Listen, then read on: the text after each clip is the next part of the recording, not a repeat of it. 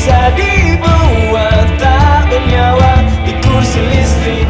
Ya, jika Diko cukup berbudaya, Diko akan merasakan sesuatu yang kurang sepantasnya ketika mengetahui betapa racun itu sudah diujikan kepada seekor kucing. Dilanjutkan sebuah pesan, racun ini tidak boleh kena orang lain selain Munir.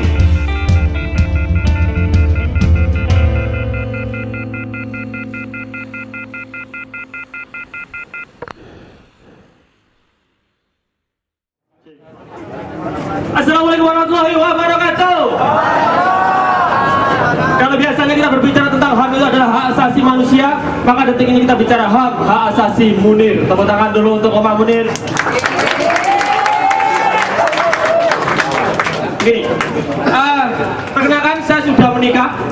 Saya menikah 4 bulan dan istri saya sudah hamil 6 bulan. Itu saya pikir hak asasi saya kan melakukan itu. Ya. Jadi pada saat istri saya ini hamil 6 bulan kemudian melahirkan, itu kemudian saya ada hak asasi saya yang itu ternodai. Saya hak asasi saya adalah saya mendapatkan ketenangan, tapi ada banyak kemudian mbah-mbah sebelah rumah itu yang resek bilang begini, Wan, istrimu suruh banyak makan belut biar nanti kalau lahir anakmu normal. Kalau lahirnya seperti belut perocot begitu gak masalah. Yang ini susahnya kalau nangkep, ya kan? Perocot, anakku, ini kan perusakan, ya kan?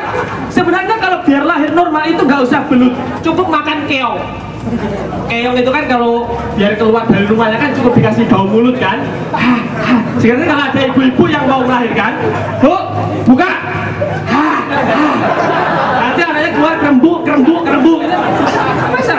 Tapi pada saat saya masih kecil, itu ada hak asasi saya yang itu ternodai. Apa? Hak untuk ingin tahu. Saya nanya ke mbah saya, Mbah, anak itu kalau lahir dari mana? Mbah saya jawab, dari kuping. Iku menungso pokok-pokok, ya kan? Cowoknya, ya. Kalau memang ada anak lahir dari kuping, pasti lahirnya dibantu dengan cotton bud. Tusuk sini das, anaknya lahir bro, gitu. Menakutkan. Dan kemudian pada saat bayi lahir, itu bayi itu memiliki sebuah hak. Hak apa? Hak untuk menyusui. Hak anak menyusui, ya. Pada saat bayi lahir, itu ada namanya IMD, inisiasi menyusui dini. Inisiasi menyusui dini. Jadi bayi lahir normal itu langsung ditaruh di atas perut ibunya untuk nyari di mana susunya. Tidak boleh dipaksakan kayak charger laptop, coklat club gitu kan, nggak boleh. Jadi anak bayi itu kan kerembuk kan, itu nyari susu. Itu saya itu nggak tahan, kan lama banget kan, kayak siput gitu kan. Ayo nak, sudah kelihatan itu loh beduduk begitu loh, ya. Sudah jelas, kamu jangan malu-maluin bapak kamu. Ini terang benderang kamu nggak tahu, bapak gelap gulit aja tahu kok, ya. Begitu harusnya kan, kerembuk. Ini inisiasi menyusui dini. Ini kalau ibu-ibunya ini orang biasa nggak masalah. Kalau susah itu kalau ibunya itu jupe tinggi banget ya, jangan lebar gitu kan, gitu kan. Ini menyesalkan. Ya, dan kemudian, kalau kita bicara tentang hak asasi sudah berapa menit mas? 2 menit 50 detik ya, kurang lama berarti. Baik, saya berbicara tentang hak asasi. Jangan dikorupsi loh mas ya, badan sampai gendut koruptor mungkin. Ya. Ini banyak yang makan soalnya ya. Jadi begini, kita bicara tentang hak asasi. Saya dulu itu kuliah itu 7 tahun, 14 semester. Oh, saya mahasiswa abadi ya. Jadi begini loh, kuliah 14 semester mungkin bagi orang itu gila nih, jijik ya. Tapi jangan salah, hanya orang-orang tertentu yang bisa sampai level 14. Iya. Iya, itu kan menyenangkan. Dan juga teman-teman harus paham ya, bahwasanya ada hak asasi. Kalau manusia itu kan punya hak asasi manusia. Di anggota tubuh kita juga punya hak asasi. Apa? Kita ini sudah mulai ternodai hak asasi kita dengan adanya hot pen. Hot pen itu kan semakin sini kan semakin tinggi. Ini kan eksistensi celana dalam kan mulai tergeser kan. Orang pakai hot pen itu kan mungkin begini kan masih enak. Pas duduk celana dalamnya nyalip. Set. Gak boleh kan. Masuk gitu kan. Lama kelamaan. Nih, kurang 1 menit. Oh enggak. Ya, jadi kan begini loh. Celana dalam kan apa? hot pen itu kan makin lama kan makin naik ini. Nanti lama-lama hot pen itu tinggal bagian ikat pinggang saja. Jadi orang loh, mana celana kamu? Ini saya sudah pakai hot pen. Jadi nanti bisa diganti rumbai-rumbai, itu kan daun-daun, itu kan menarik ya.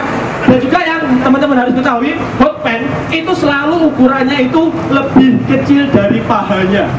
Ya kan? Mesti lebih kecil dari pahanya. Sehingga bagian kaki ini putih banget. Putih bukan karena mulus, tapi darah nggak ngalir. Sekian dari saya. Assalamualaikum. Halo semuanya. Selamat datang di rumah Munir.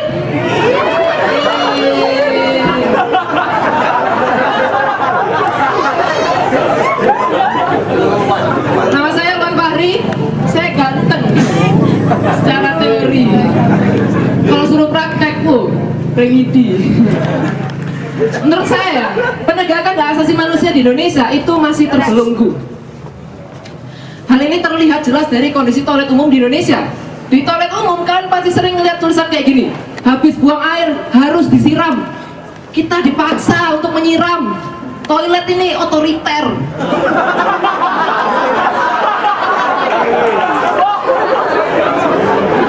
Kita tidak bisa melakukan perbuatan yang kita mau. Misalnya kayak gini, habis buang air nih, enaknya diapain ya?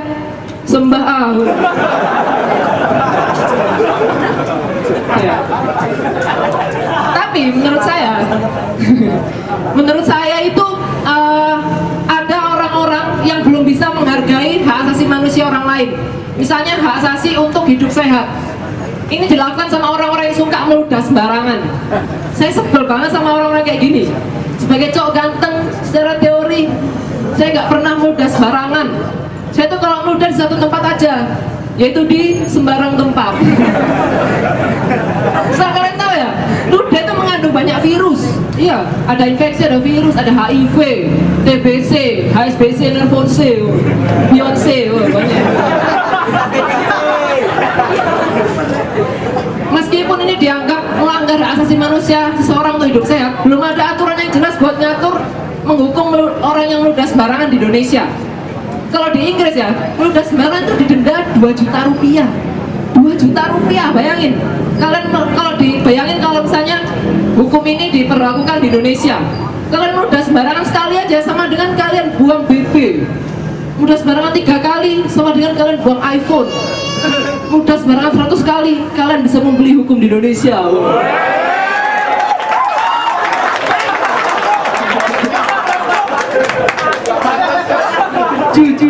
Ju.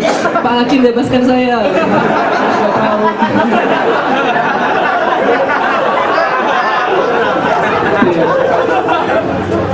Terus ya, meskipun di beberapa sisi hak asasi kita itu dibelenggu, masih ada tempat yang memberikan kita hak asasi yang bebas, bahkan sebebas-bebasnya.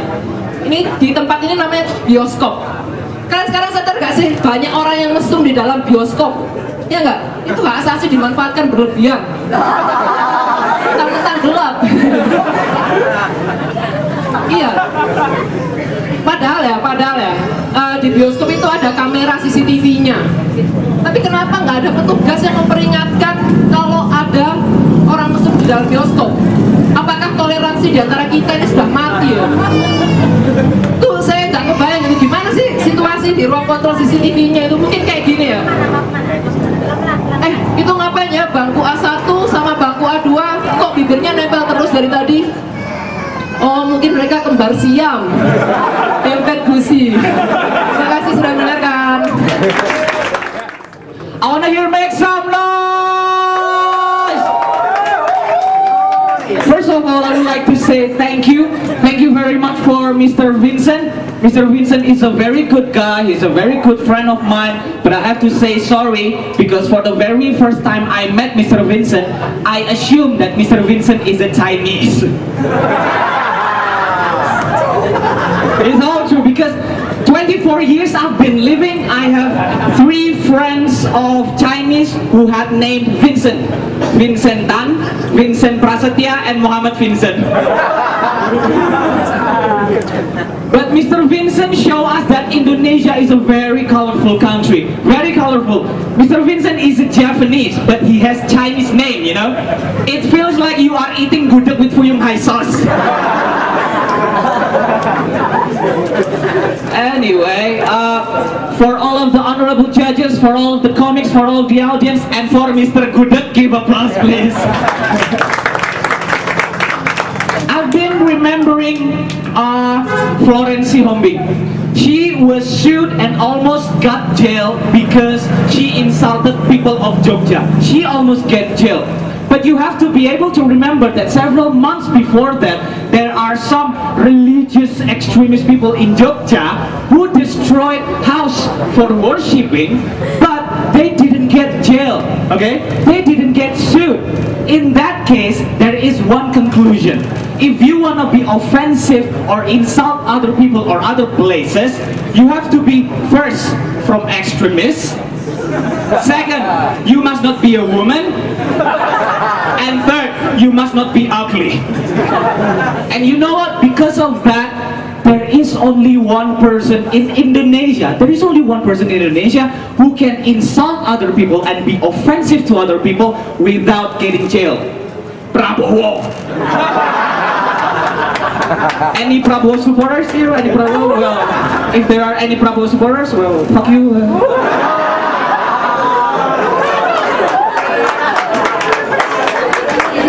And you know what? Human right itself is very connected with something that we call today as law enforcement. Law enforcement. And let me explain to you how law enforcement in Indonesia deal with something very simple like marijuana. Okay? In Canada, the government there destroy marijuana by blending them and then dry them up. In Albania, the government there destroy marijuana by burying them down at least 60 centimeters under the ground. And in Indonesia, the government here destroy marijuana by burning them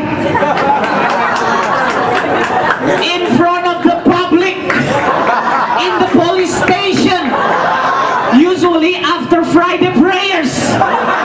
Oh yeah, the police in Indonesia will have an event called Marijuana Wal Jamaah.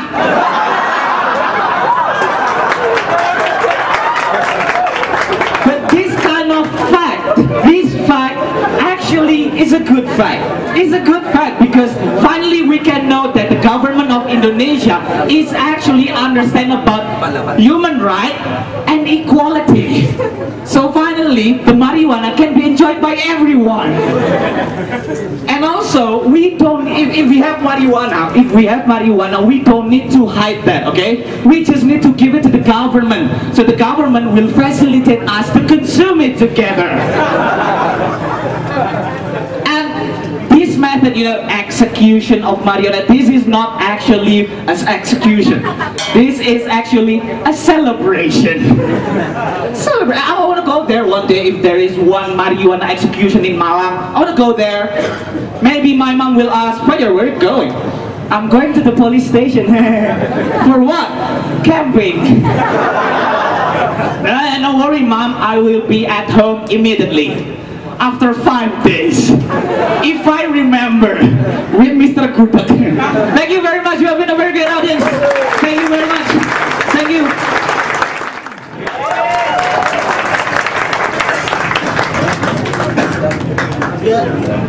Ya, saya ini dari fisik ya.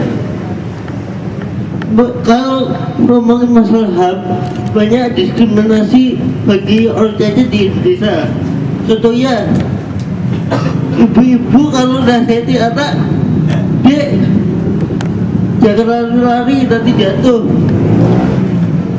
Hati-hati kalau lari nanti jatuh. Saya nggak pernah digituin.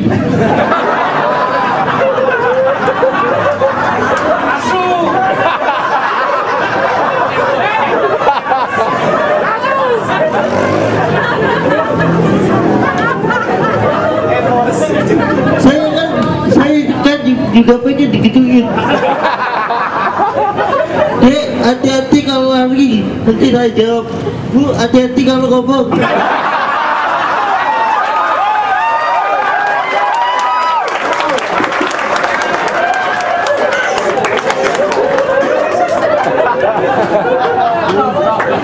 Lagi pula kemarin saya ketemu ibu-ibu bawa anaknya, ibunya lihat saya suruh ke anaknya, Dia hati-hati kalau lihat TV. Dia masih itu korban sebelum. Ini kan gak enak. Akhirnya saya nasihati adiknya juga. Dia bener kata ibumu, hati-hati kalau lihat TV. Lihat ibumu. Apa sinetron.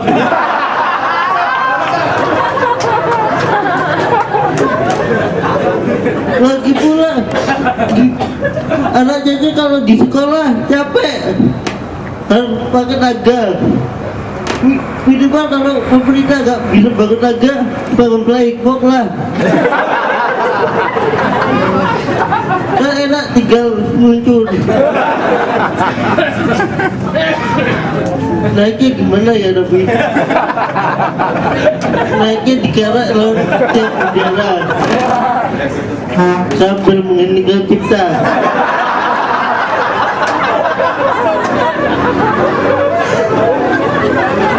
Lagi pula anak jajan itu sering dibully.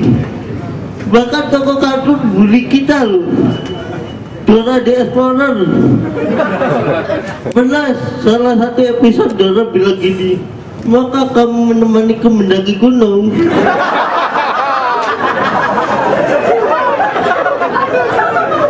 Kalau saya jatuh gimana? Dora yang bilang bagus.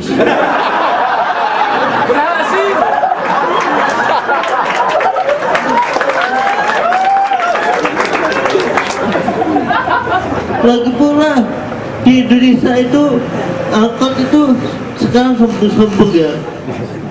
Saya kemarin nyetok angkotnya nggak mau berhenti, saya ketabrak.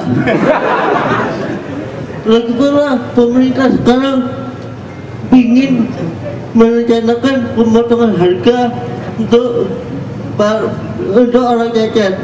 Itu kan saya nggak suka. Itu kan mendiskriminasi kita. Yang kita butuhkan adalah perhatian khusus. Perhatiannya apa? Beri kamu pekerjaan. Pekerjaan apa? Jadi pelakot. Kan enak kalau saya jadi pelakot. Ada ibu-ibu naik, Pak ini justru arah kemana? Saya juga nggak tahu Bu. Saya kan orangnya pasrah.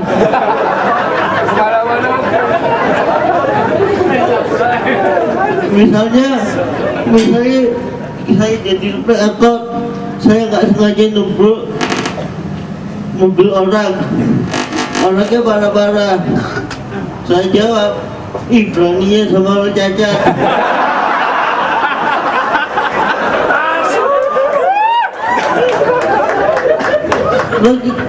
Lagi pula biaya kesehatan di Indonesia ini mahal, sampai 15 juta kadang-kadang. Makanya karena itu saya gak sehat-sehat. Makanya saya gak kuat bayar. Tapi orang sehat itu udah mainstream. Jadi saya kepingin jadi ustadz supaya bisa membuka pengobatan alternatif buat saya sendiri. Ya.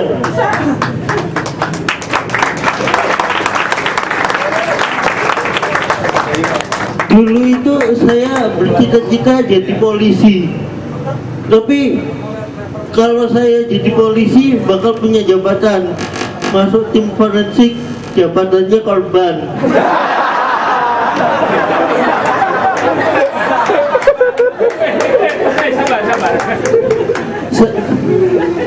Coba bayangin ya kalau saya jadi polisi, ada yang laporan, Pak rumah saya kemalingan.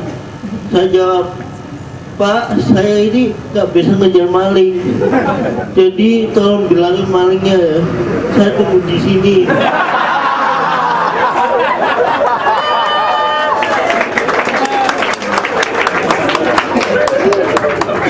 Saya ini juga pernah bercita-cita jadi aktor, tapi karena di Indonesia acting saya cuma 3, Pertama, sakit stroke. Kedua, ketabrak mobil. Ketiga, gelinding dari tangga. Tapi di Indonesia ini saya paling benci sama portal. Soalnya hal yang sepele bagi orang umum, bagi saya hal ekstrim. Melempati portal saja saya nggak bisa, jadi portal saya anggap rival.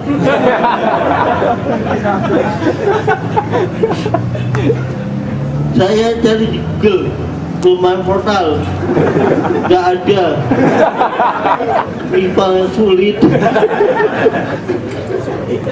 Portal kalau saya ketemu portal, saya mesti teriak, portal, hari ini saya bakal mengalahkanmu. Portalnya diem aja. Kalau menang dia udah sombong.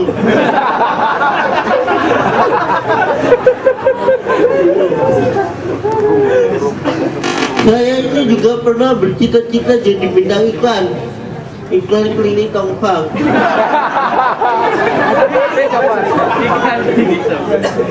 Kalau saya jadi bintang iklan klinik Tongfang, saya bilang, dulu saya cacat fisik, tapi semenjak ada klinik Tongfang, saya jadi bintang iklan.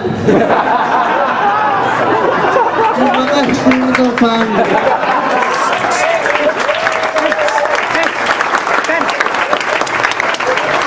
Ya, saya Dani Aditya, terima kasih. Assalamualaikum warahmatullahi wabarakatuh. Selamat siang, wahai korban dari sandiwara pemerintahan. Melawan lupa 10 tahun ke belakang, yang baik dimusnahkan, yang jahat diberi tahta kekuasaan. Apa bedanya pemerintahan sama mantan?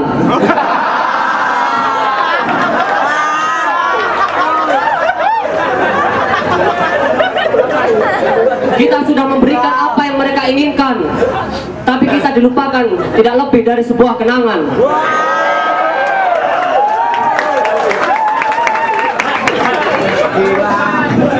Keren kan? Kan. Oke. Selamat datang di negara di mana korupsi miliaran rupiah di penjara 4 tahun, sedangkan mencuri sandal jepit di penjara 5 tahun. Ini negara sudah gila. Iya kan? Bagaimana bisa sandal jepit lebih mahal daripada uang rakyat? Jangan-jangan itu ya, ada waktu Jumatan, ada orang itu sholat berangkat pakai sepatu, waktu pulang dia lihat sandal jepit, tuker lebih berharga sandal jepit. Atau ada orang nikah gitu, saya terima nikahnya dengan peralatan sandal jepit dengan suku cadangnya, apa-apanya. Atau juga ada gitu kan, ada bapak udah sekarat gitu kan, oh anakku, aku sudah tidak bisa bertahan di dunia ini lagi. Ayo ayahku, kau pasti bisa. Aku tidak bisa sendirian hidup di dunia ini. Tidak bisa, maaf. Dan aku juga minta maaf, aku tidak punya harta benda untuk aku wariskan. Tidak perlu harta itu, aku tidak butuh. Tapi anakku, di belakang rumah ada sandal jepit 1. Oke, tidak ada. Apa-apa nih, sandal jepit lebih aneh. Dan juga selamat datang di negara katanya semua orang berhak mendapatkan pendidikan yang layak. Itu apa-apanya. Bahkan di daerah sana itu masih banyak sekolah yang tidak ada lantai keramik, tidak ada hiasan dinding, tidak ada pintu, tidak ada jendela, tidak ada atap. Ternyata sekolah sepak bola.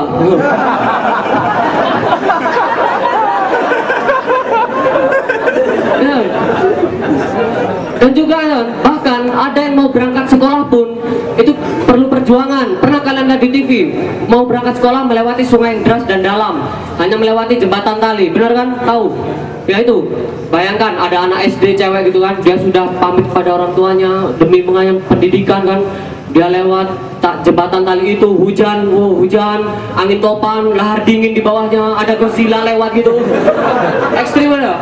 Dia sampai kepleset mau mati kan, nyampe ujung, terus dia berjalan ke sekolahnya, tapi di depan sekolahnya ada papan pengumuman, maaf sekolah libur, guru sedang skultur ke luar negeri. Oh ada. Dan juga bahkan ada guru itu yang mengajar banyak pelajaran dalam satu sekolah, kan kasihan ya.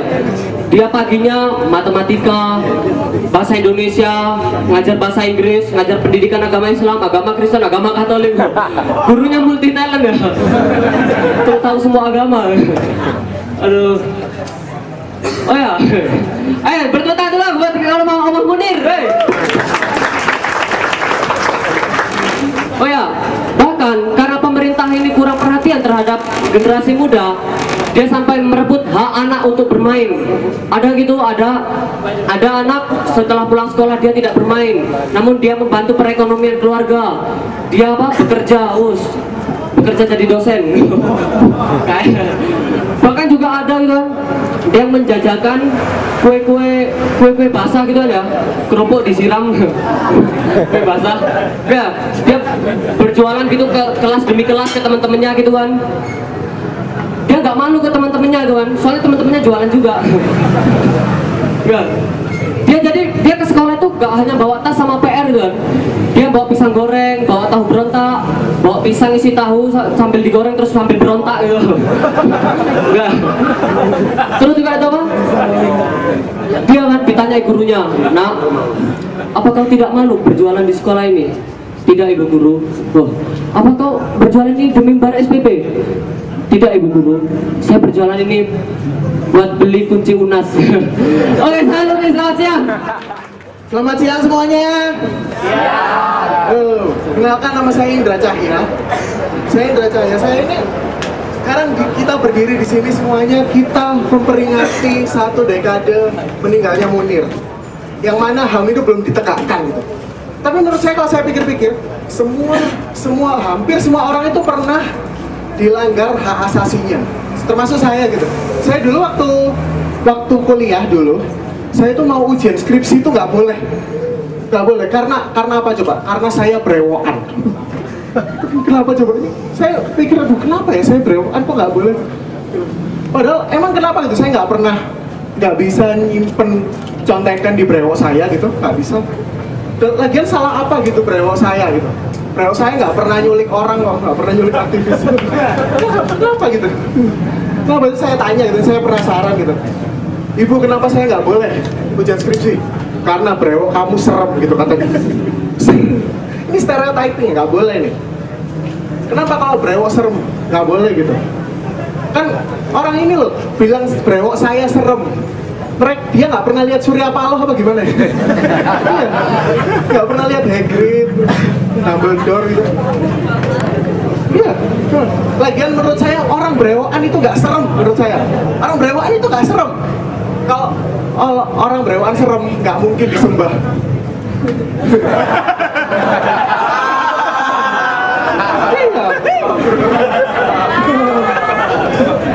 Minggu-minggu ibadah, "Duh, astaga, serem banget." Nggak ada kan kayak gitu.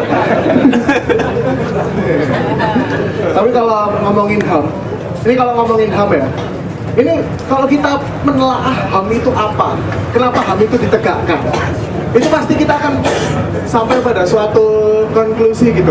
HAM itu ditegakkan karena ada penjahat HAM, ya nggak? Karena ada pelanggar HAM, ya kan? Nah, kalau kita ngomong, kalau ada kata penjahat HAM, di otak kita tuh yang muncul apa coba? Satu nama pasti. Siapa? Orang yang pernah nyulik aktivis, terus kabur. Tahu siapa? Atau orang yang, atau kalau nggak tahu, ini orang yang kemarin gagal nyapres terus ngambek lah. Satu nama. Tahu kan? Tahu. Ya udah kita sebut aja.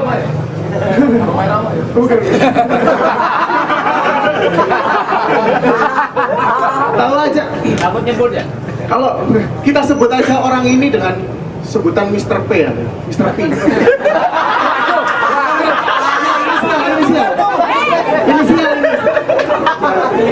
Inisial ya. Tapi kalau ngomongin Mr. P ya, bukan ini. Itu maksudnya. Kalau ngomongin Mr. P, ini saya sebelah sama media. Media itu over informasi itu. Over informasi kita terlalu banyak ditaburin micin informasi sehingga kita bengkok. Tahu nggak apa yang komplimen media terhadap Mr. P ini? Tegas. Mr. P tegas, Mr. P tegas. Padahal, tapi yang menurut saya, Mr. P ya haruslah tegas. Dia kan orang militer gitu. Orang militer tuh harus tegas, siapa, siap. Asal bapak suka, siapa. Culik, siapa, siap. Ya. Emang ada orang militer kemayu gitu? Gak ada. Gak ada kan. Mr. P, pimpin apel. Tuh, males. Tuh pakai baju doreng lagi. Aku kan pengennya pakai legging macan Asia.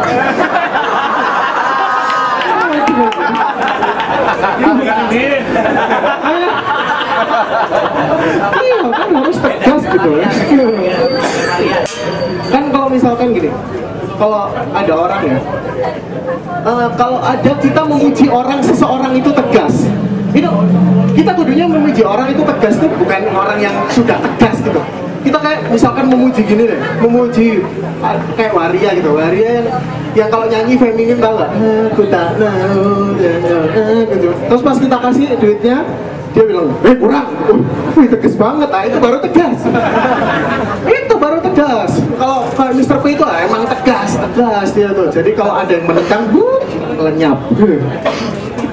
Jadi kalau orang itu, menurut saya manusia itu egois. Kenapa? Karena manusia itu nggak cuma mengambil hak asasi orang lain, tapi juga hewan gitu. Terbukti dengan adanya animal print. Tahu kan animal print, cewek-cewek yang suka pakai tuh legging, apa namanya, baju zebra, baju macan tutul.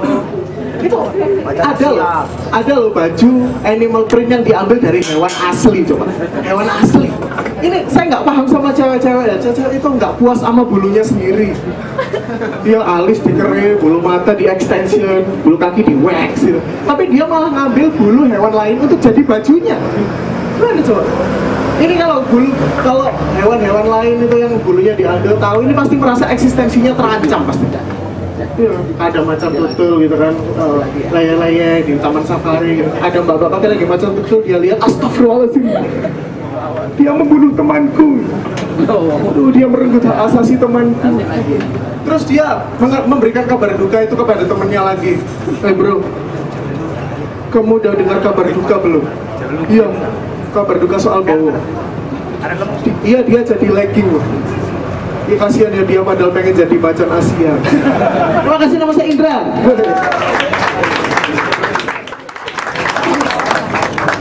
Assalamualaikum warahmatullahi wabarakatuh.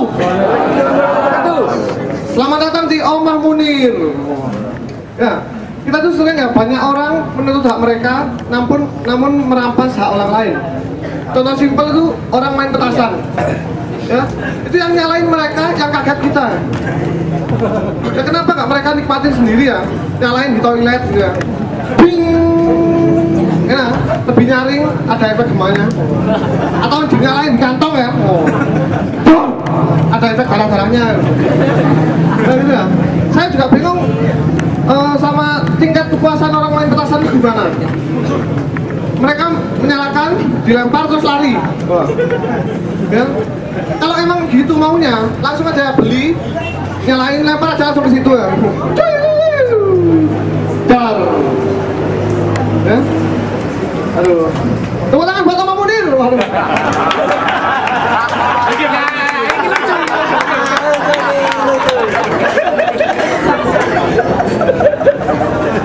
Petasan ya. Nah gitu ya. Orang main petasan juga gitu.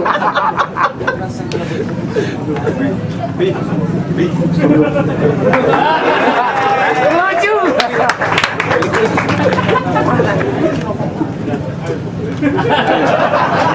Apa mana?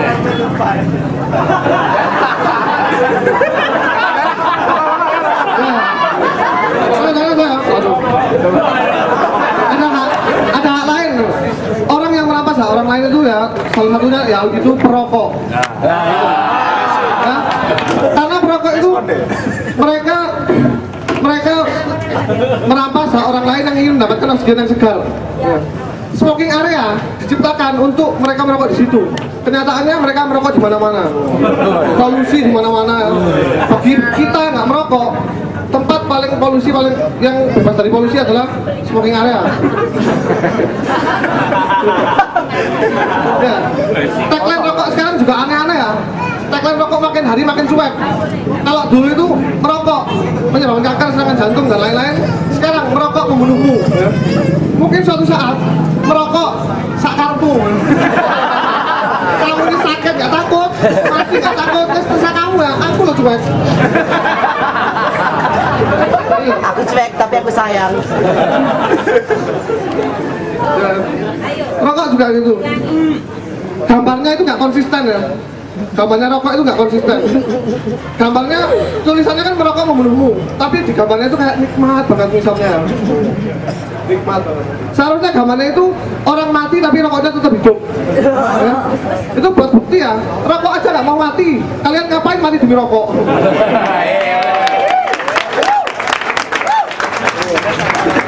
Nah, sekarang ada katanya itu kalau kecanduan rokok itu disuruh makan permen. Ingat dulu waktu kasus anak kecil yang kecanduan rokok itu, anak kecil kecanduan rokok, wah itu ya, itu mungkin dulunya kecanduan permen. Kasih rokok berhenti makan permennya, ketagihan rokok akhirnya. Kasih permen lagi, ketagihan permen. Berhentinya ternyata dikasih permen rokok, tapi tetap dibakar. Terus yang menuntut hak lagi, cewek itu kalau menuntut haknya itu berlebihan. Ada teman saya itu ke mall sama cowoknya, ceweknya, aku mau beli tas itu. Cowoknya, aduh saya nggak bawa uang. Kamu nggak bawa uang ya? Ya udah pakai uang dulu ya, nanti kamu ganti. Ini maksudnya apa? Yang butuh siapa? Cowok nggak tahu diri ya. Dalam hati ngomongnya. Itu kan nggak mungkin cowok melakukan gitu ke cewek ya. Misalkan, sayang aku ingin beli sepatu futsal itu. Aduh sayang, aku nggak bawa uang. Oh kamu nggak bawa uang ya? Ya udah kita pulang aja, aku juga nggak bawa uang. Itu kan bukti kalau cowok itu nggak materi. Ya emang nggak mampu. Saya mau tarik, terima kasih.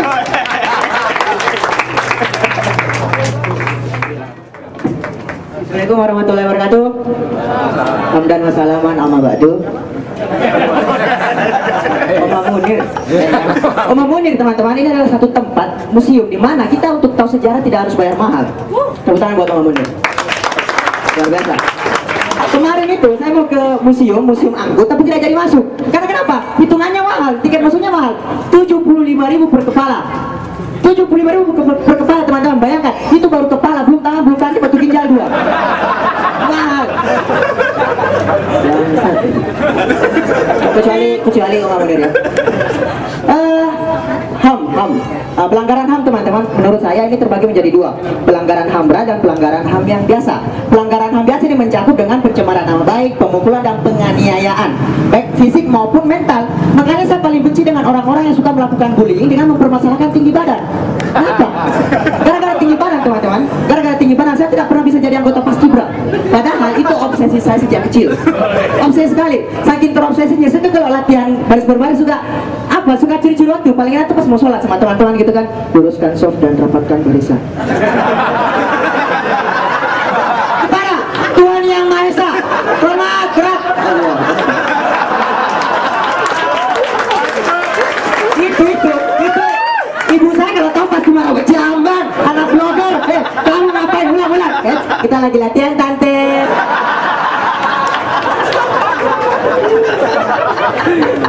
Teman-teman, pelanggaran HAM yang paling berat menurut saya adalah tindak korupsi. Suciwo Tejo pernah bilang begini, orang yang melakukan korupsi sebenarnya adalah orang-orang yang melakukan pelecehan agama, karena mereka sudah tidak memikirkan agama mereka itu apa. Yang mereka pikirkan cuma apa kata nafsu, betul? Tidak ada bedanya dengan orang-orang yang melakukan onani. Bahkan bagi saya, maaf, orang yang melakukan onani sedikit lebih baik daripada orang yang melakukan korupsi. Kalau onani apa? Mereka cuma buang-buang sumber daya manusia kan? Ya mas. Tapi kalau korupsi mereka jelas-jelas membunuh jutaan sumber daya manusia dan itu jelas merugikan. Dari sini teman-teman, dari sini saya berpikir bahwa sumber daya manusia yang terbuang sia-sia itu sebenarnya lebih layak hidup daripada koruptor di Indonesia. Serius teman-teman. Ini materi saya jumlahnya 2 SKS, kalau nggak paham bisa ulang. Berapa menit mas? Oh, baru coba, oke, masih ada satu lagi, oke. Pelanggaran HAM ini bisa juga terjadi dalam isu kesetaraan gender, di mana seorang cewek ini bisa jauh lebih egois daripada seorang cowok. Bisa. Contoh kecil, tidak usah jauh-jauh, contoh kecil di toilet di dalam di toilet.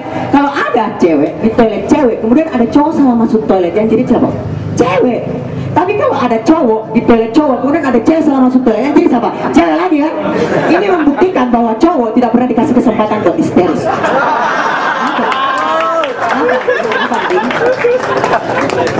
Kenapa? Tapi ada satu momen di mana seorang cewek tidak bisa mengalahkan seorang cowok. Kencing berdiri. Kencing berdiri. Cewek kalau kencing berdiri, itu kan apa ya, ibarat kayak air mancur yang sedang tersumbat. Airnya kemana-mana. Sekian dari saya, terima kasih.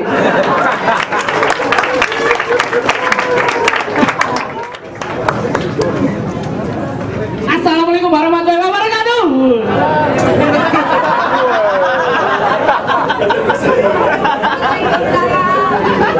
Ya, perkenalkan, nama saya Raisa.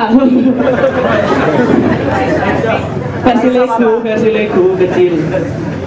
Dan saya mau ngomongin hak tentang mengembangkan bakat dan minat. Orang tua kadang sering menghambat-hambati anaknya ya buat mengembangkan bakat dan minatnya. Contohnya saja, saya kemarin itu mau futsal kan, Bu saya mau futsal. Kamu jangan futsal. Kamu fokus sama kuliah kamu saja. Ibu saja yang futsal, Bu. Gitu ya. Tapi kalau dipikir-pikir omongan orang tua itu kan emang benar ya. Futsal itu kita bisa menghabiskan 10 sampai 20 ribu per hari. Bayangin kalau uang itu kita kumpulkan 2 tahun, itu bisa buat kita pergi ke Mekah bikin lapangan futsal. Yang futsal tetap mak saya. Kan gitu ya. Saya mau ngomongin hak asasi manusia. Perlu kalian tahu ya, hak asasi itu bukan hanya milik manusia, tapi hewan juga punya hak asasi. Contohnya aja, kita kan pernah diajarin ya, kalau kalian nyiksa hewan, kalian akan dibalas dengan yang setimpal di neraka nanti.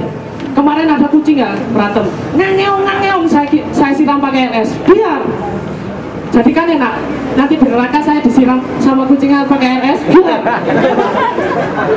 Jadi ujung-ujungnya saya bukan disiksa, tapi es bucket challenge.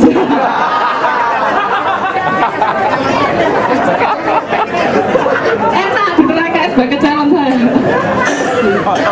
Terus ya, ada banyak para pelaku pelanggaran HAM yang mereka ini bebas dengan bepergian. Saya kenapa? Hukum di Indonesia itu bisa dibeli. Contoh simpel, itu ketika kita ditilang, biasanya kan kita ditilang gini. Ini kenapa? Spion cuma 1, gak pakai helm. Ini juga lampu sen gak 2, malah 3. Ke kanan semua lagi. Ya Pak, maaf Pak, soalnya saya I stand on the right side.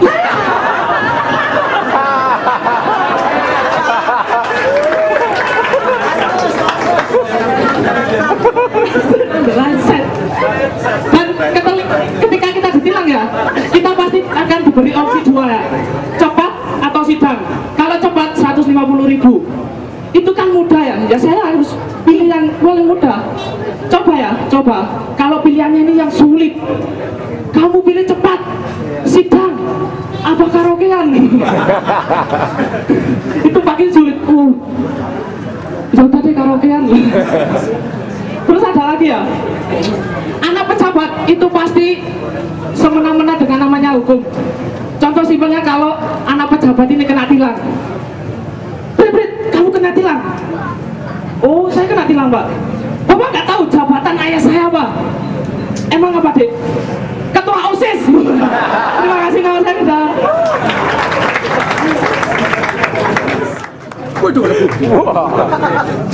Ya, assalamualaikum warahmatullahi wabarakatuh. Terima kasih buat kalian semua yang sudah bertahan sampai sekarang. Tepuk tangan buat kalian semua. Perkenalkan dulu ya, nama saya ini Galang Aji dan saya Calo Villa. Jadi Calo Villa itu enak. Saya itu bisa mengangkat sedikit ekonomi keluarga saya. Dari yang dulu itu adik saya kalau berangkat sekolah selalu naik ojek, diboncengin tukang ojek, sekarang sudah bisa nyetir motor sendiri. Gantian tukang ojeknya dibonceng. Dan mama saya sekarang itu udah sosokan ikut-ikutan gaya. Sekarang kalau di kamar tidurnya adanya mau udah nggak pakai obat nyamuk yang bakar, pakainya obat nyamuk yang semprot, tapi makainya masih dibakar ya. HAM, hak asasi manusia. Bicara tentang hak, di tempat saya jadi calon villa, itu ada peraturan bahwa setiap calon villa berhak menolak tamu berpasangan yang belum menikah untuk menginap. Gara-gara ini sekarang di villa saya itu bersih, gak ada lagi orang yang masih berpasangan, adanya masih berkelompok ini.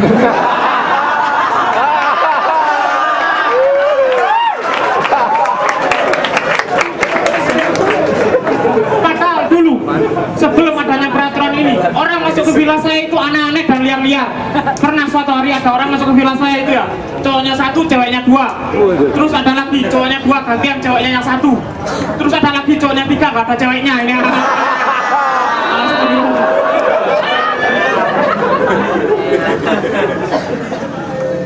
Dan bicara tentang hak, menurut saya di daerah-daerah terpencil masih banyak sekali warga negara Indonesia yang belum mendapatkan haknya. Seperti hak dasar, hak memilih agama, hak memilih presiden, hak memilih agamanya presiden. Ini yang belum.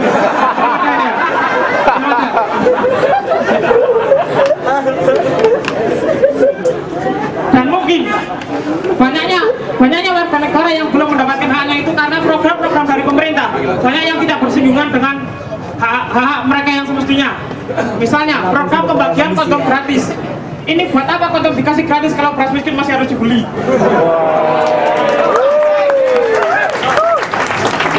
Dan saya curiga, mungkin gara-gara ini sekarang kondom itu ada rasa-rasanya ya.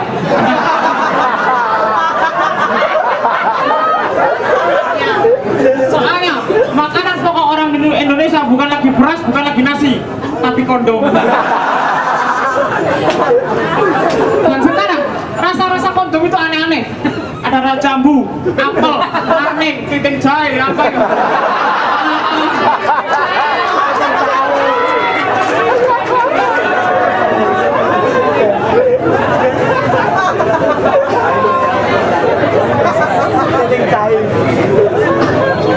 Tapi meskipun gedung sini, saya dulu itu pemain bola mata. Pemain bola.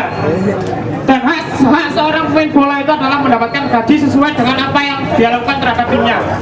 Tapi dalam kenyataannya, banyak pesepak bola di Indonesia itu yang belum mendapatkan hak mereka yang semestinya. Ada yang gajinya sampai nunggak 1 bulan, 2 bulan, bahkan ada yang sampai bayar, soalnya dia penonton gitu. Jadi wajar ya, kalau timnas kita sekarang itu banyak sekali menelan kekalahan.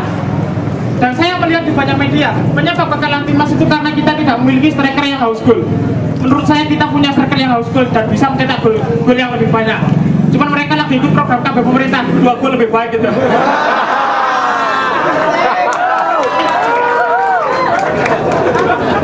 Dan yang paling membuat saya kecewa itu waktu Indonesia itu kalah dari Belanda. Dan media itu terlalu mengekspor berita tentang kekalahan tersebut.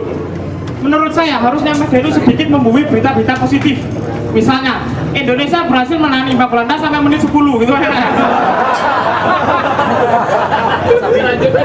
Atau mungkin Puasa Losa menjadi pemain terbaik karena berhasil memecah-aceh pertahanannya sendiri gitu. Atau mungkin Bambang Pamungkas berhasil menjadi man of the match karena berhasil melakukan 18 kali tembakan ke arah penonton gitu. Terima kasih.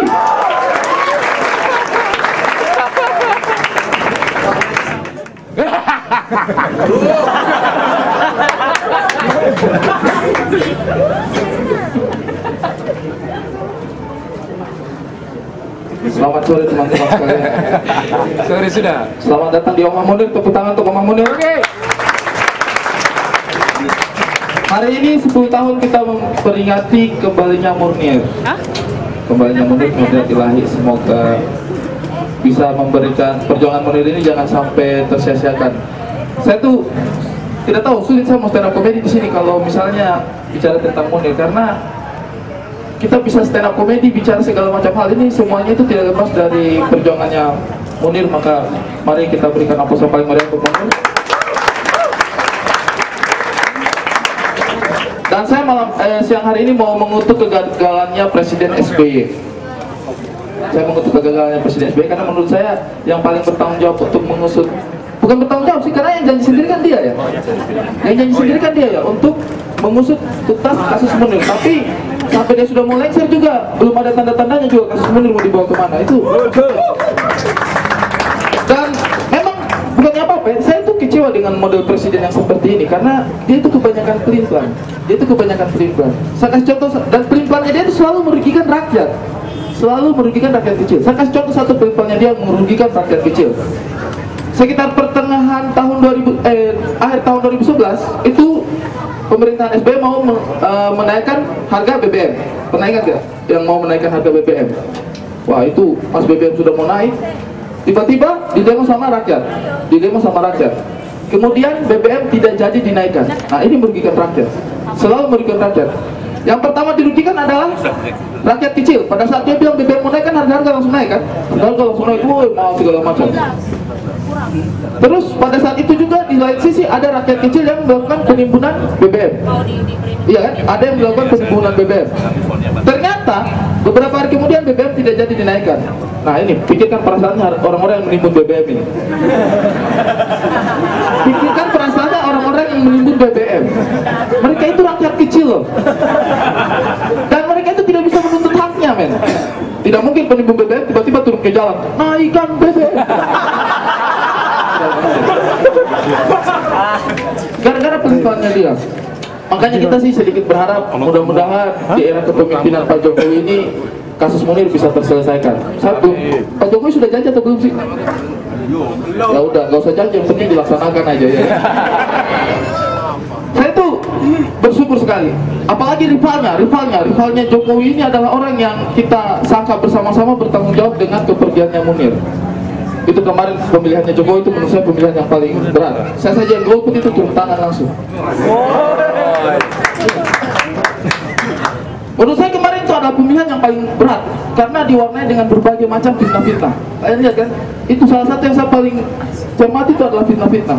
Ini yang saya bilang. Ini mudah-mudahan pendidikan demokrasinya kita jangan seperti itu. Jangan kita selalu gampang percaya dengan fitnah-fitnah.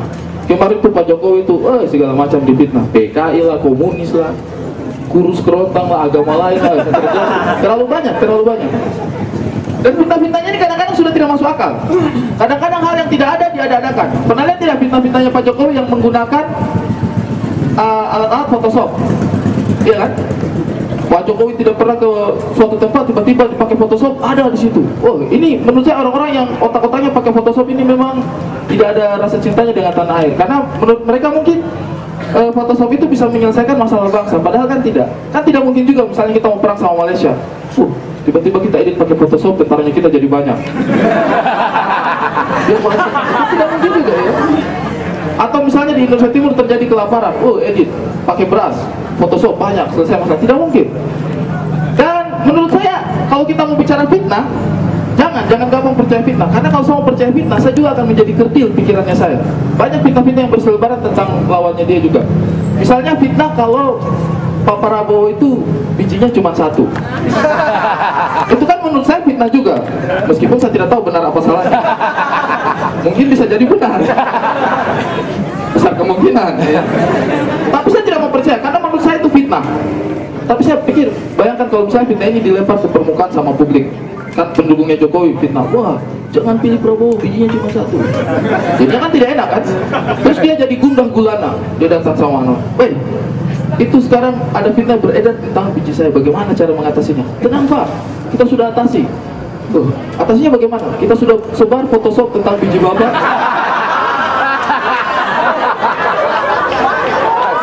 Kita buktikan kepada rakyat. Kan gampang kan, tinggal diambil biji kirinya, di crop, copy paste, dibilang dikit. Jadi banyak juga bisa. Jangan gampang percaya fitnah, Dan fitnah ini selalu dikemukakan oleh media-media. Saya juga tidak pernah berpikir ini media-media ini sepertinya. Maksudnya apa sebenarnya media-media ini? Berita-berita yang tidak ada, yang tidak ada sangkut pautnya kadang-kadang akan di permukaan. Ada satu contoh berita ringan, tapi itu masuk ke dalam pikirannya. Saya bilang, ini apa maksudnya berita ini? Beritanya ringan, tapi saya itu terganggu dengan berita itu. Di Malang kejadiannya. Ada yang tahu penemuan granat di Malang? Ya. Ada yang tahu? Nah, tahu nggak? Nah itu penemuan granat di Malang. Tapi beritanya apa coba? Sedang asik BAB Ngadiman menemukan granat.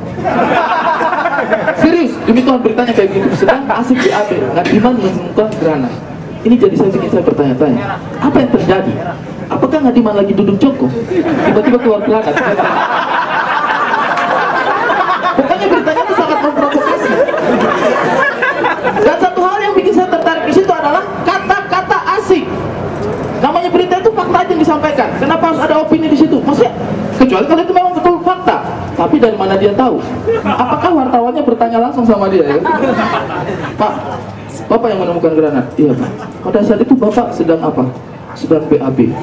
BAB-nya asik tidak? Kenapa harus ada kata-kata asik di situ ya kan? Ini sebenarnya berita tentang penemuan granat atau Pak Ngadimin pencernaannya lancar gitu tidak? Atau mungkin memang dia melakukan observasi pada saat itu, kebetulan wartawannya lihat gitu kan. Jadi pada saat Pak Ngadimin itu menemukan granat, dia memang lagi BAB dan BAB-nya itu memang lagi asik kan. Apa orang BAB-nya asik gitu? Sedang asik BAB. Ada orang asik. Terus saya itu terima kasih sekali sama Munir karena berkat perjuangannya Munir kita akhirnya terlepas dari rezim Orde Baru. Karena rezim Orde Baru itu, ya ampun, kalau mungkin ada yang bilang ingin kembali ke zaman enakan zamanku, saya bilang ya fuck you lah, mungkin kamu merasakan. Kita yang di timur sana, kita orang Indonesia Timur itu, sengsara banyak dengan Indonesia, dengan rezim Orde Baru, diperbodohi lah. Dan sebenarnya orang timur itu yang banyak jadi korban HAM kalau di Indonesia ya. Kita tuh kadang-kadang jadi korbannya 2 kali. Kadang-kadang saya bisa merasa sedikit kecil hati jadi orang timur, karena saya itu kan lahir di sana, besar di sana. Itu kita makanan saja 4 sehat 5 sempurna itu susah, kurang gizi. Sampai di tanah Jawa, setiap ada perkelahian, kita yang harus maju duluan. Ini kan tidak masuk akal. Kayak kita yang kurang gizi, tapi kita yang harus kuat. Mau apa orang-orang?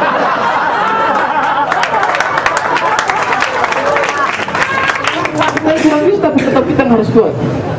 Dan jujur saja, selama zaman rezim Orde Baru itu Indonesia Timur itu ditinggalkan. Bukan tertinggal ya, tapi ditinggalkan. Banyak hal ketinggalan sana.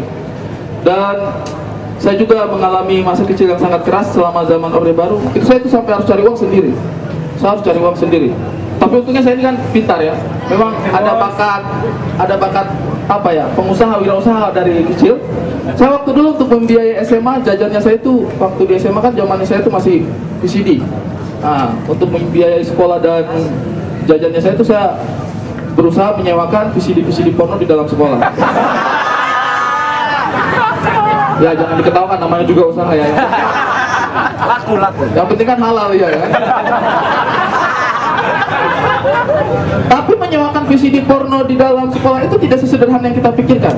Karena di dalam sekolah kan tertib kan. Memang konsumen banyak.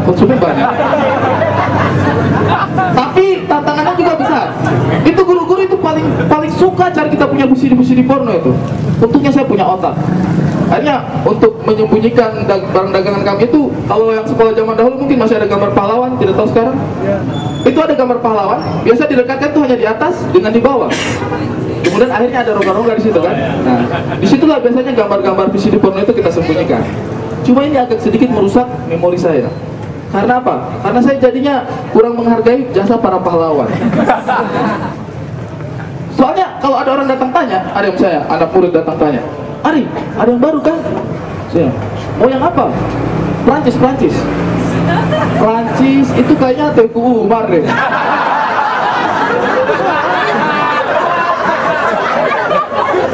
Kalau ada yang datang, Ari, ada yang baru Ari. Apa? Mau yang apa? Yang Cina, yang Jepang. Yang Jepang itu kayaknya era Kartini deh. Sekarang saya kalau lihat gambarnya era Kartini itu kepikiran Kimochi.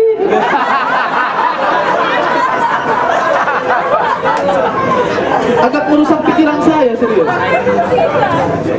Tapi pada suatu hari akhirnya bisnis kami ini berhasil digulung oleh guru-guru di sekolah. Guru-guru melakukan razia besar-besaran. Akhirnya ketemu, semua VCD pornonya saya itu ketemu. Wah, diambil terus dibakar. Sama-sama dengan ganja juga dibakar sekalian di situ. Susah saya. Hampir bangkrut saya waktu itu. Cuma berkat usaha yang gigih, akhirnya saya memulai lagi bisnis menyewakan VCD porno ini dari bawah. Tapi saya akhirnya harus mencari tempat persembunyian yang paling bagus. Dan akhirnya di sekolah itu saya temukan tempat persembunyian VCD porno yang paling bagus. Ternyata jangan dibalik ke poster pahlawan, tapi dibaliknya ini aja, Ernest Prakasa. Selamat sore teman-teman semua, terima kasih, senang bisa berada di sini. Tepuk tangan buat Pak Jokowi, boleh? Tepuk tangan buat Pak Jokowi. Nah, ini yang nggak tepuk tangan ini antara dua ini. Dukung Prabowo, yang dukung Prabowo ada? Oh, dukung Prabowo tapi ke Omah Munir ya. Salah tempat Mas, itu kayak bulan puasa datang ke tempat babi panggang, itu agak salah tempat, kurang pas. Kurang pas. Teman-teman tahu ini tulisan apa? Ya, milik pribumi, maksudnya apa di balik itu gitu. Tahun 98 waktu kerusuhan, tulisan ini ada di banyak rumah di Jakarta. Tulisan ini bisa menyelamatkan nyawa orang, teman-teman. Saya nggak bohong. Di tulisan ini banyak yang menyoretkan di tembok mereka dengan tulisan ini, yang pakai pilok, spidol, ada yang pakai lipstick, eyeshadow, nggak tahu juga lah apa aja yang ada gitu ya, untuk menyatakan bahwa mereka orang pribumi, bukan orang Cina gitu. Dan dengan hanya sesimpel tulisan seperti ini mereka bisa selamat. Keadaannya waktu itu tuh ngeri banget. Makanya waktu tahun 98 udah cukup lama, makanya begitu kita masuk ke pemilu yang sekarang, banyak teman-teman yang tidak merasakan ngerinya tahun 98. Itulah kenapa Prabowo bisa dapat segitu banyaknya suara ya. Dan di Twitter cukup banyak public figure yang mendukung Prabowo. Terus mereka dituduh, wah ini pasti bayaran. Kalau menurut saya belum tentu kalau public figure nge-tweet tentang Prabowo itu belum tentu bayaran. Bisa aja emang dasarnya goblok gitu, bisa aja. Jangan meremehkan mereka gitu dong, belum tentu dibayar ya. Bisa aja emang tolol aja gitu dari sononya. Saya tuh sebenarnya secara pribadi nggak punya masalah sama Pak Prabowo, nggak ada. Cuman saya takut aja kalau dia jadi presiden. Ini kita kayak tadi Ari udah bilang, salah satu perjuangannya Cak Munir, kita jadi hak asasi manusia ini bisa ngomong bebas gini. Kalau Pak Prabowo presiden, saya nggak akan bisa ngomong kayak gini teman-teman. Bisa, tapi besok hilang ya kan. Lu lihat Ernest ya? Kayak kemarin di Batu deh dia. Mana dia sekarang ya? Ini ngomong-ngomong, kalau di jidat saya ada titik merah, tolong kasih tahu ya. Ada titik merah di sini, tolong kasih tahu gitu. Nanti saya ganti topik aja gitu. Saya galau. Apalah yang ringan-ringan gitu. Tapi pemilu kemarin itu seru banget. Seperti kata Ari, banyak fitnah diarahkan ke Pak Jokowi. Tapi segala fitnah itu gagal karena menurut saya ada satu peluru yang tidak mereka pakai. Pak Jokowi dibilang Kristen, dibilang Cina, dibilang segala macam. Mereka nggak pakai fitnah ini. Harusnya mereka pakai fitnah ini. Bilang kalau Pak Jokowi itu gay. Kenapa nggak ada yang pakai jurus itu coba? Bilang aja Pak Jokowi itu gay. Kemarin maju sama Ahok pilkada soalnya dia suka yang oriental gitu, putih-putih mulus gitu.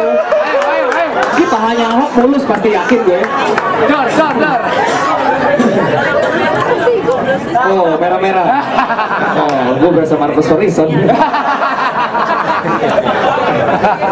Ya tapi beneran, maksudnya kalau Pak Jokowi dibilang gay gitu ya, paling Ibu Megawati akan astagfirullahaladzim gitu kan. Ya, tapi kan Guru Soekarno Putra akan bilang alhamdulillah. Apa lumayan. Habisnya banyak yang nyamain Prabowo, mengingatkan mereka akan Soekarno. Samaan Prabowo sama Soekarno cuma satu, punya satu anak laki-laki yang ngondek, udah itu doang persamaannya. Beda gitu, sama-samain gitu. Tapi gua punya satu kesamaan sama Pak Prabowo, jujur. Kita sama-sama benci asap rokok. Gua nggak kuat banget sama asap rokok. Makanya Mas Butet gua usir. Mana Mas Butet? Tapi gua ngipas aja. Nggak, tapi gua sama Pak Prabowo juga sangat benci sekali asap rokok, teman-teman. Ada satu kejadian pada waktu lagi syuting. Teman-teman yang film pasti tahu ceritanya. Jadi beliau datang ke lokasi syuting. Ini udah bilang, udah semua kru udah di brief, teman-teman. Nanti kalau ada Pak Prabowo jangan ada yang rokok. Dia benci sekali asap rokok. Siap. Tiba-tiba pas beliau datang ke lokasi syuting, ada yang rokok. Entah dia mencari adrenalin atau apa gitu ya. Entah motivasinya apa gitu. Tapi dia ngerokok, teman-teman. Dan kalian tahu apa yang terjadi? Digampar, ditempeleng, backhand lagi ya kan? Backhand namanya. Buah gitu. Bener, ini kisah nyata loh.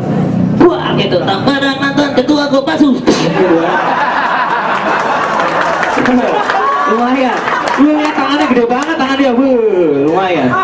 Tapi ada tapinya, mungkin dia merasa bersalah atau gimana gitu ya. Setelah kejadian itu, ajudannya nyamperin orang yang digampar, dikasih amplop isinya uang 1 juta, teman-teman. sebagai tanda perasaan bersalah, permohonan maaf. Jadi ini hikmah dari kejadian ini adalah untung syutingnya cuma sehari, karena kalau syutingnya 2 hari besok semua orang akan ngerokok di tempat itu ya pasti ya. Ibu-ibu, anak kecil gitu ya. Pak Prabowo Gampar dong. belum bayar kosan Pak. Pak, bikin lingkaran Pak. Kalau lingkaran 1,5 juta ya Pak.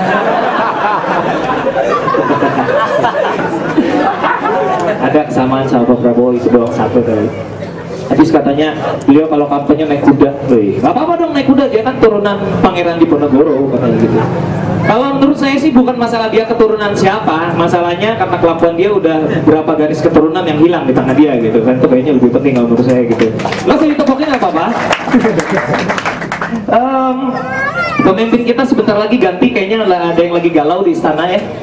Bentar lagi, bukan Pak SBY, bukan, yang lagi galau di istana adalah Bu Ani ya. Pak SBY gue rasa udah legowo. Bu Ani kita bentar lagi akan lihat foto-foto kardus terus ditaruh Instagram gitu kan. Kardus sudah dilakban gitu, tulisannya it's so hard to say goodbye. Gak rela gitu dia meninggalkan istana ya kan. Tapi setelah melihat dia galak di Instagram tuh gue baru sadar, oh ini mungkin kenapa presiden kita tuh kayaknya unyu-unyu gitu ya. Jenderal tapi unyu gitu. Mungkin kalau punya istri terlalu galak tuh jadinya gitu ya. Jadi gue kalau ketemu Pak SBY gue pengen I feel you bro. Sebagai suami gue paham. Abisnya nggak gini loh, kan katanya kalau militer itu tegas, tapi kenapa Pak SBY itu kayaknya mellow banget gitu. Dia tuh pernah perang apa enggak dulunya ya? Pernah ikut perang nggak? Kalau gue rasa kalau dia ikut ke medan perang, diterjunkan, terjun ke medan perang, tentara yang lain pada perang, mungkin dia mungkin di tenda nulis diary gitu.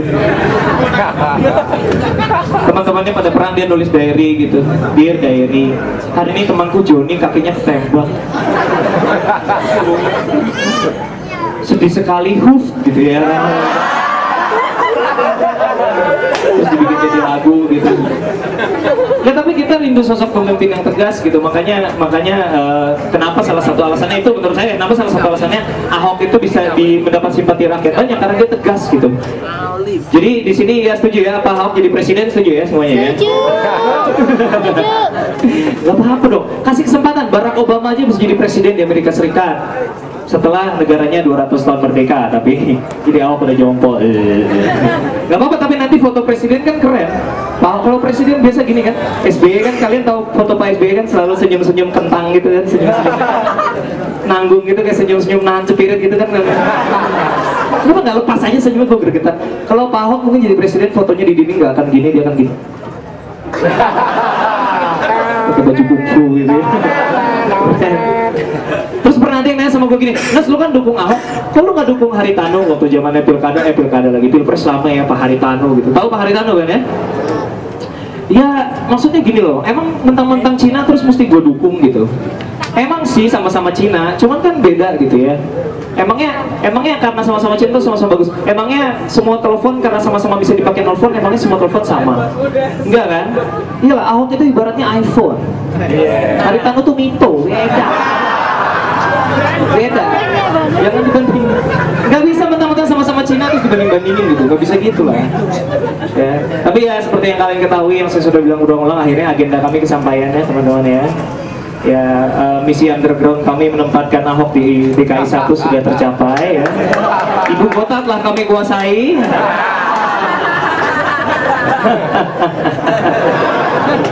Rasain loh. Wala. Dari kecil, Cina.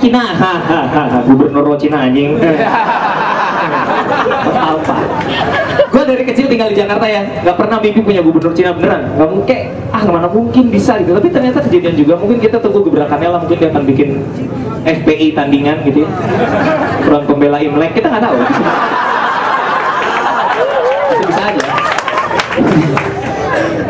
Mungkin yang akan berubah adalah PRJ ya, Pekan Raya Jakarta yang identik dengan makanan khas Betawi gitu, kayak misalnya asinan, terus rujak Betawi kerak telur gitu ya. Mungkin itu akan berubah tahun depan. Mungkin kita akan lihat kayak kue tiaw sirang gitu ya, terus sate babi gitu ya. Apa? Tapi yang pasti terakhir ya soal Ahok. Jadi gini, gue pernah baca suatu berita tentang dia. Ini gue baca di detik.com. Tadinya ini hoax kayaknya, tapi kayaknya ini bener. Jadi diberitakan bahwa waktu Pak Ahok masih kecil, dia pasti waktu namanya balita kan nyusu ya, ASI gitu. Katanya kadang-kadang dia nyusu sama ibunya, kadang-kadang dia nyusu sama neneknya. Pas baca, apa iya ya, apa benar gitu. Tapi mungkin aja, itulah mungkin menjelaskan kenapa dia begitu gagah berani nyusu sama ibunya, nyusu sama neneknya. Berarti dari kecil dia udah mengkonsumsi ramuan kuno gitu. Bayangkan kekuatan yang dia miliki. Nyusu sama ibunya, nyusu sama neneknya. Ini berarti dari bayi ASI yogurt, ASI yogurt, ASI yogurt.